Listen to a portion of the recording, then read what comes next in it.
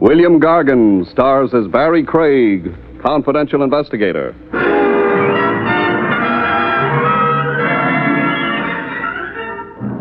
Murderers must have a lot of trouble keeping their books balanced. For one thing, they can't always be sure when they're going to make their next killing. And for another, so many of their assets are buried.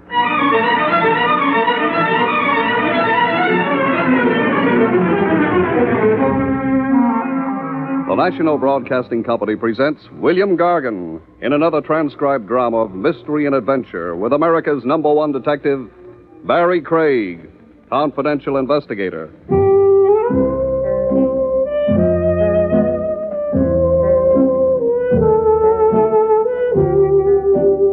Barrie Craig speaking. Being a confidential investigator can easily become an office job, if you've got an office, which I have, and you spend all your time in it, which I don't. Clients cross you up sometimes, though. Joey Carter made a stab in that direction on this particular day. I had a meal at Willie's Wagon, if you could call it a meal. What would you call it, Mr. Craig? Penance. Big joke. Something wrong with the hamburger? Well, it's been fatally wounded, Willie. Huh. Next time, you might wait till it dies before serving it. My customers should live so long. Why, thank you, Willie. I can remember a time when Private Dicks could hardly read. They were all making witty remarks. Sorry. Have a cup of coffee? Oh, I'm not that sorry. There's nothing wrong with a coffee. Well, there's nothing wrong with sulfuric acid either, but I'll hold on to my stomach lining for a while longer if you don't mind. What's so special about your stomach lining? It's attached to me. Ah, you're getting sentimental. Which reminds me, there was a guy in here looking for you about an hour ago. Oh? Nervous little punk. I gave him your office address. He must have missed me. An hour ago, I was on my way here. Yeah? What was he nervous about? He didn't whisper nothing in my shell-like ears. Then how'd you know he was nervous? He couldn't keep his hand from trembling. The one that was holding the gun, I mean. Willie had nothing more to offer except the coffee I'd already turned down, so I got out. After Willie explained that my prospective client hadn't exactly been waving his gun around. He'd just been clutching it in a side pocket.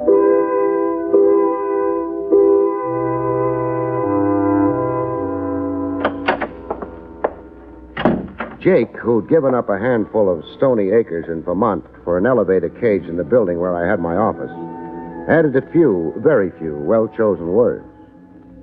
Hi. Hello, Jake. Nice day. Yep. How have things been on Madison Avenue today? Dull. No pretty girls? I reckon there was. Oh, don't tell me you're getting old. Busted my glasses. Oh. Well, tomorrow will be another day. Yep. But I'd like to get up to my office before then. Oh, I keep forgetting.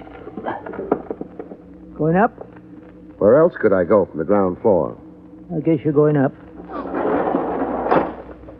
Other fellow went up, too. Which other fellow? One looking for you. Well, thanks for letting me in on it. Was he a small man? Yeah. Nervous? Yep. Said he'd wait for me in the office? Yeah. Ain't come down either. Which means he's still up there, unless he used the back stairs. Yeah. Did he mention why he wanted to see me? No. He was carrying a gun, wasn't he? Oh, you heard about him. From Willie.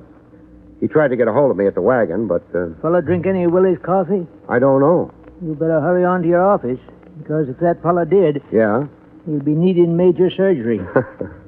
You're exaggerating. Well, I had some of that coffee when I first come to town, before I knew better. You're still alive? Yeah, but mighty feeble.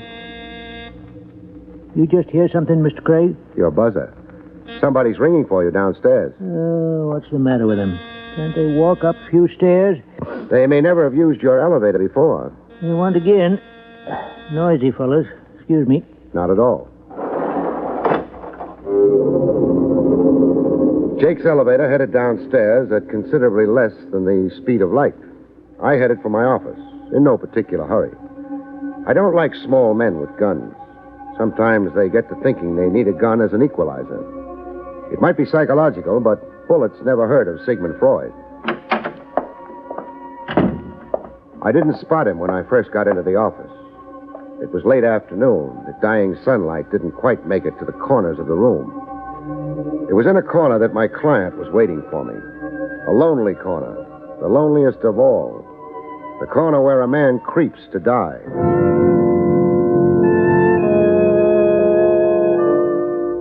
The knife went in under the left shoulder blade and pierced the heart. He died maybe an hour ago. Death was not instantaneous. There's no identification on him. Labels on his clothes have been ripped off. Until further notice, he'll go on the books as John Doe, deceased. Briefly and beautifully put, Lieutenant Rogers. Let's not be formal, Barry. You, taking Junior with you? Mm-hmm. Maybe we'll turn up something with his fingerprints. The odds are good. The gun he was carrying had its serial number filed off. Professional. Yeah. Makes it funny, though. Why? His prints are on record. Whoever killed him must have known that. Why bother with stripping the body of identification? Time, maybe. I suppose. He was trying to get in touch with you. Somebody was anxious about that. I'd imagine so. Somebody's anxiety killed John Doe. Looks that way. We'll find out who John Doe was sooner or later. Once we get that, we might be able to make a good guess about why he wanted to see you. That's possible. The boy with the knife wouldn't care for that. He might try using that knife again. Be careful, will you, Barry? It was good advice, but how can you be careful when you don't know what you've got to be careful about or whom? Tracing John Doe was taking time. Time in which the sun dived behind the high stone walls of the city and got lost. Time in which I got tired of sitting around in a darkened office and staring into a corner where nothing was anymore. So I got out. I buzzed the elevator quickly and settled down to wait. But the elevator started up fast. I didn't think much of it until it was close to my floor. Then I thought in a hurry. In all the years Jake had been piloting that elevator, he'd never responded that fast. I moved back, pulling at the gun in my pocket. I didn't make it by the time the elevator door opened, so I dived for the carpet. I made a mental note to speak to the management. That carpet hadn't been swept in months.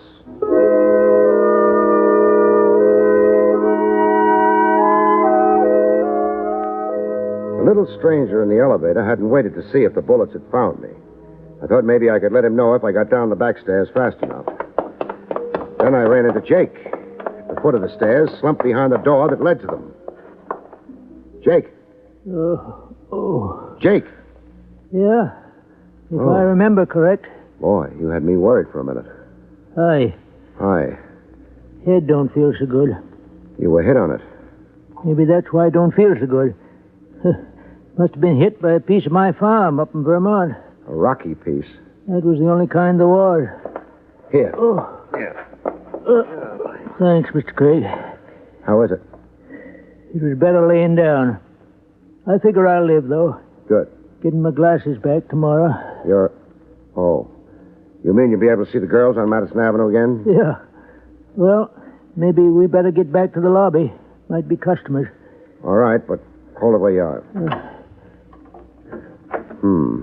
Well, the lobby's empty. Come on. You figured the fellow that hit me might still be around? Possibly. Too bad he ain't. Not so bad. He was carrying a gun. Oh? Minus a few bullets now. Fellow took the elevator up? When I rang for it. Oh, you got dust on your suit, Mr. Craig. Carpet upstairs? Yeah. Ought to be swept sometime. You might take it up with the cleaning woman. Yeah. When she gets over her lumbago.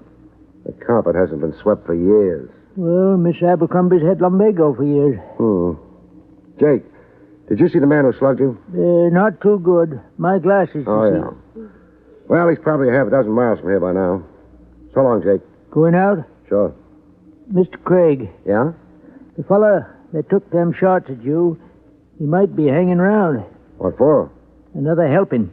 No, it was a professional job. Hit and run.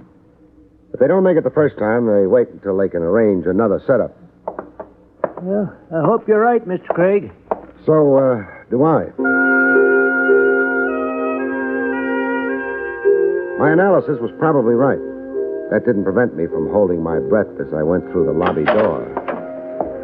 Then across the strip of pavement that separated me from my car and into it. I didn't waste any time getting underway. No gunfire. I decided I could start breathing again. Mr. Craig? I beg your pardon? Oh, I'm the one who should... Let's not quibble about who begs whose pardon. I'm just a little worried about whether this is my car. It's your car. I never noticed that it came equipped with a small blonde before. Do you mind? I was a normal red-blooded American boy, Miss... My name is Doris. Doris Cheney. How do you do? And do you spend much of your time parking in other people's cars? Only when the other people are Barrie Craig. Must be my new tie. The man who sold it to me said it would attract blondes like flies. It's not a very nice comparison. Flies are pests. Blondes can be, too. On the other hand... now that the gay chit-chat is over, well? I had to see you. I've got an office. Oh, I couldn't be seen going there. You're shy? I'm afraid. And you figured staking out in my car, you'd be safe. Well, for a while anyway, and eventually you'd come out and get in the car. And then we'd be together. Yes. Without witnesses. Yes. You're fumbling with your bag. Is there a gun in it? No, there isn't. I'm nervous. It's too early. We haven't come to the reasons for your being here yet. We've come to the reasons. My mistake. The name of the man who was killed in your office today was William Cheney. I concentrated on my driving. Concentrating on a small blonde is more fun, but is more likely to end up in a crash. She didn't add anything to the identification. I didn't figure she was finished yet, though. I gave her the cue. Relative? My husband. No relative. We haven't been living together for some time. He made noise when he ate soup? He was a thief. Oh, and that wore on your nerve. Well, I hadn't known when I married him. That happened. You don't sound as if you believe me. I don't have to believe you. You're not a client. What? Some reason or other, people never tell the truth to detectives if they can help it. Maybe they figure detectives should be smart enough to find out the truth for themselves. Sometimes detectives do. But if I were a client? I'd have to believe you. It's not on my license, but it's the way I play. I want you to believe me, Mr. Craig. It's $50 a day in expenses. That's not too bad. Depends on what you're buying. Suppose you hire me. What are you in the market for? An alibi, maybe? Alibi? For what? Your husband didn't die of old age. Oh, you think I... You could have. You knew where my office was. You knew he died there. But... Did you kill him? No. Okay. For now, we'll accept that as being true. The next thing is, what do you need a confidential investigator for? I know who killed my husband. She had a habit of throwing small bombshells as though she didn't know they were explosive. I sat that one out for a few seconds. It gave me time to wonder if the car that was trailing us intended to get any closer. It didn't. Not yet, anyway. You know who killed William Cheney? Yes. The district attorney will love you with a great love if you drop in and tell him. I can't. You don't care for the legal profession? I don't have any proof. That's a discouraging detail. But I know it has to be... Has to be who? You've been staring up into the rearview mirror all the time. Why? Car's been following us ever since we left my office. Who does it have to be? Car? Then someone... So far as we know, no one saw anything but me getting into my car and driving away. Who killed your husband? They must have noticed... It's night. They've not been close enough to make any identifications. Maybe not even to spot the fact I've got a passenger. Why are you holding out on me? I'm not, only... The headlights are getting bigger. We're going to have company pretty soon. Look, Mrs. Cheney, it's corny. Somebody with something important to tell is stalling about it until it's too late. You mean until they get killed? Yeah. And by then, the something important isn't important anymore. At least not to the one who dies. John Hurley. John Hurley. My husband worked for him. And since your husband's profession was a thief, you mean he stole for him? Yes. That's background. Now hand me motive. My husband stole something. Hurley thought he was going to double-cross him, not turn it over to him. Was he? I don't know. I haven't seen Bill for months, since we separated. You make the marriage sound like ancient history. Your news is fresh, though. Well, Bill's phoned me lots of times, begged me to take him back, but... What was it he was holding out? Oh, I'm not sure. Jewels, I think. Uh-huh. Slide off the seat and get on the floor. What? Do as I say. All right. What's wrong? Car trailing us is getting too close. I've been shot at once today. It could happen again. I don't want you in the line of fire. But they might not miss again. I know. That's why I'm going to dedicate a fender or two to self-preservation. Grab onto something. We're going to have a small collision.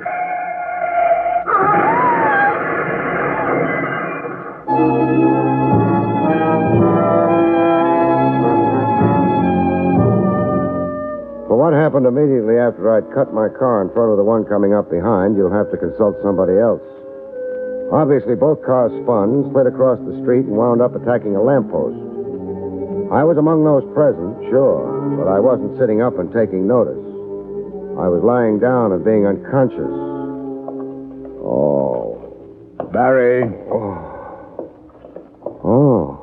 For a little while, I thought maybe my sins had been overlooked and I was in a better place. But what would the voice of Lieutenant Rogers be doing in a better place? I guess you're alive. Thanks. Oh, ouch. I could have told you this was no time to brush your hair back. It's my older brother who has two heads. Maybe I'm my older brother. That lump you're fondling isn't another head. Oh. Crab. Yeah? News. You and another car had a collision with each other and a lamppost. That I remember, partially anyway. Except the collision was intentional. Oh? I'll explain later. You keep going. Well, a crowd collected immediately, but despite that, or maybe because of that, whoever was in the other car disappeared. Too bad. However, that crowd probably saved my skin. The car was trailing mine, Trav. Outran me. I figured it would probably outgun me, too, so I had an accident. For a man with a thick skull, that was probably the brightest thing to do. Thank you, Lieutenant.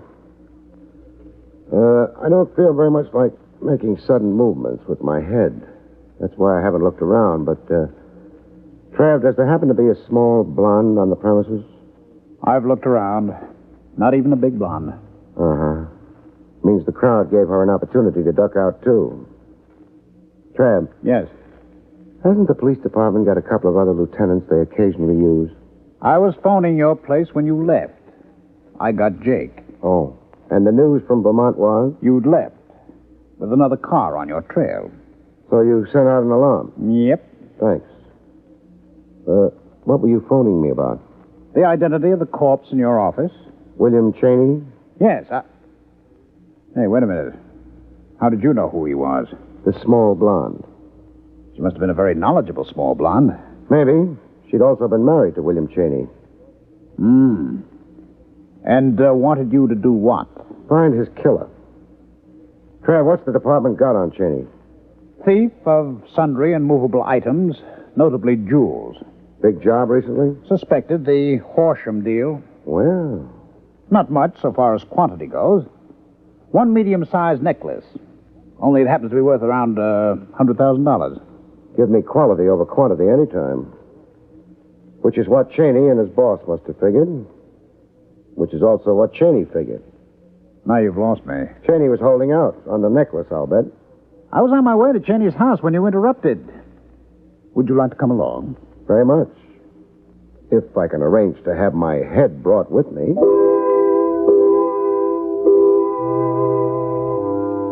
But I was pleasantly surprised. My head stayed with me. We got to Cheney's place. Cheney, understandably enough, wasn't home. Neither was the necklace. We made sure of that. Well, wherever he hid it, it wasn't here. No. Funny thing. You can see his wife left him. Not a dress in the place or a pair of women's shoes, but he's kept her furniture around. Yeah. He wanted her to come back. I guess he didn't disturb anything. No. Her cosmetics all over the place. Perfume stuff. Yeah. Nice perfume. Hey. What? Newspaper. So I see. What was the idea of fishing it out from under all the used face tissues? Front page article is folded to. Paper's 3 days old. Horsham story broke 3 days ago. Which means Cheney was on the run for 3 days before they got to him in my office. Maybe he had the necklace on him? Then they'd have lost interest in me. But they didn't. No. Then the necklace is still among the missing. So far as Horsham, who owns it, is concerned, and so far as, who else? So far as John Hurley is concerned, I think. The small blonde gave you Hurley's name? Yeah. It might be a lead. Why not try it? John Hurley's been a bad boy for some time now. The department's got lots of warrants out for him. Trouble's been, nobody's found him to serve them on him. He must be around. Oh, I'm sure he is. Not half as sure as I am. I'm the one he's been spraying bullets at. We can always issue another warrant. I don't doubt it. The only thing is, I'd like to be around when it happens. Around and alive. That, for the time being, was that. Trav returned to wherever lieutenants of police return in the middle of the night, and I got some work done. Not finding Hurley. No private detective can come even close to the police when it comes to tracing people. The thing is, I didn't waste time looking for Hurley. I concentrated on a small blonde. According to what your fleet dispatcher tells me, you guys work the cab stand here nights. That's right, Bud. 3 of you. The one I want is the one that knows a guy named Cheney. The address is 2906. Larchmont, apartment 3B. You're the man I want. You generally take his calls? Yep. You other guys, $5 apiece make you happy? Sure, okay. Okay. Now, this Cheney was married, wasn't he? You digging up stuff for a divorce case? No. Matter of fact, you won't be called upon to testify to anything. You know what his wife looks like? Yeah. Blonde, small. Fine. Now, maybe she did this during the daytime. If she did, I'm sunk. But I've got a feeling the nighttime is the time a gal generally moves out. Some time ago, she left Larchmont with suitcases, but no husband. You're not guessing. Not anymore. She used your cab? Yeah. Where'd you take her? The other guys rated 5 apiece. You rate 25. Thanks. 3912 East 67. Thanks. Maybe I just wanted to see a small blonde again. It's one of the pleasanter things that happens to a private detective. But that wasn't the way I saw it, which could be why I didn't feel pleasant when I got to Doris Cheney's place. Who is it? Barrie Craig. I can't. Mrs. Cheney. Oh, all right. Come in. Thanks. Hello, Craig. Hello. You'd be Hurley, wouldn't you? Not only would be, Craig, am. Speak softly and carry a big gun. You've got a gift, Craig. Gift of expression. I couldn't have thought of that in a year. Maybe you've never tried. Now I've seen the gun, you can put it away. You're too broad across the shoulders, Craig. You wouldn't have much trouble handling me. If I didn't wave the gun around, so to speak. I don't anticipate much trouble anyway. Yeah, me. Don't tell me you're one of those unbelievable characters who isn't afraid of a gun. Of course I'm afraid of a gun. Well, then? I can't see any reason for you to use it on me, that's all. Let's hope so, however skeptical we are. Hope I didn't damage your car too badly. Doesn't matter. Wasn't mine to start with. Doris. You were unconscious, Barry. I saw Hurley get out of his car. I ran. I had to. Sure. How long's Hurley been here? For just a couple of minutes. In that case, he hasn't found the necklace yet, has he? Craig, now I'm really surprised. Fancy her admitting that. Or was it a slip of the tongue? Pretty obvious, isn't it? Maybe. But it takes a rare man to recognize the obvious. My congratulations, Craig. Now, if you don't mind, Doris, my dear. I don't have the necklace. Now, you see, Craig? She won't admit the obvious. Maybe she's frightened. Hurley, if she turns the necklace over to you, what then? You mean, will I be nasty? Kill people? Why should I? Police are after me anyway. All right. The necklace is in her bag. Barry. Bag? Oh, here it is. She kept plucking at it when she came to consult me. I thought there might be a gun in it, but... Not a gun at all. The necklace? Yeah. Well, Craig, you were quite right. There's no need for me to bother you at all. Oh. Please, drop your gun, Mr. Hurley. I'm terribly nervous. I might... I dropped it. Comes of having eyes for only the mercenary. When I should have kept them on you. Please, Barry, call the police. Yeah. No question about Hurley's being the man who trailed us in that car. Man responsible for the jewel robbery. The phone? Oh, yeah. Not to mention murdering my husband. Let's not mention it. What? Because he didn't. Sorry. Telephone wires do get tangled around people's arms, don't they? I'll take the gun. Neatly done. Sorry I can't stay to admire. You're staying. We're all staying till the police come. And then a thief will go to jail and a murderess to her punishment.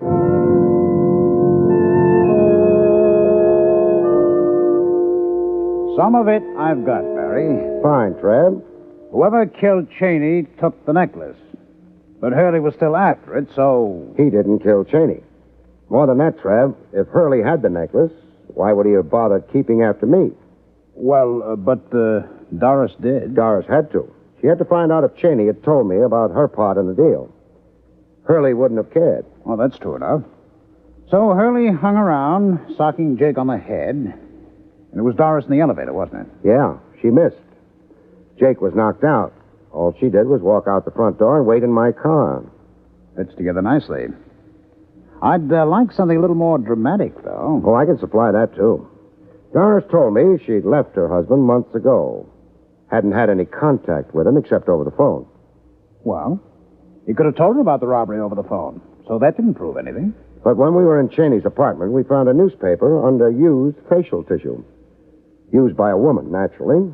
Hey, that's right. And the paper was 3 days old. 3 days old, which meant Doris hadn't split up with Cheney till after the robbery, which meant she lied. Which means a 3 days old newspaper is going to hang her.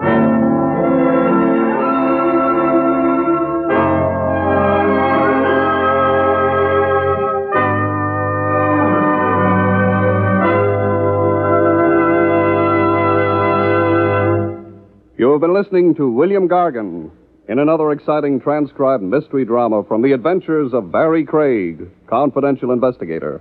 Tonight's story, The Lonely Corner, was written by Lou Vittis. Next week, it's the strange story titled The Killing Pace, about which Barrie Craig has this to say. Next week, 3 wise men brain each other, and a lady doll goes to the dogs when a champion greyhound makes a record-breaking sprint into the hereafter. Good night, folks. See you next week.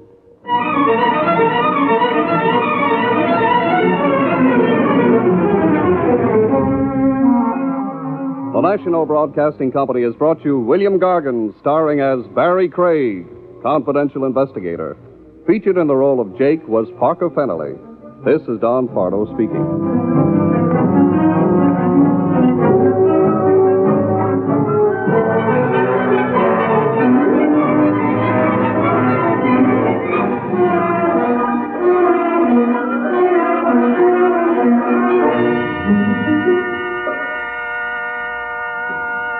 Mark Twain used to say, everybody talks about the weather, but nobody does anything about it. We might add, everybody talks about the bad conditions in our schools, but nobody does anything about it. But no, that wouldn't be quite fair. Today, good citizens all over the country are working to improve our schools. It's true that in many communities, schools are outmoded, run down, and overcrowded. But in most of those communities, intelligent, responsible citizens are joining together to improve conditions. If you'd like to do your part, join and work with local civic organizations that are trying to make educational conditions better. If you'd like to know what other communities are doing to improve their schools, just write to the National Citizens Commission for the Public Schools, 2 West 45th Street, New York, 36, New York. That's the National Citizens Commission for the Public Schools, 2 West 45th Street, New York, 36, New York. Remember, better schools build a stronger America.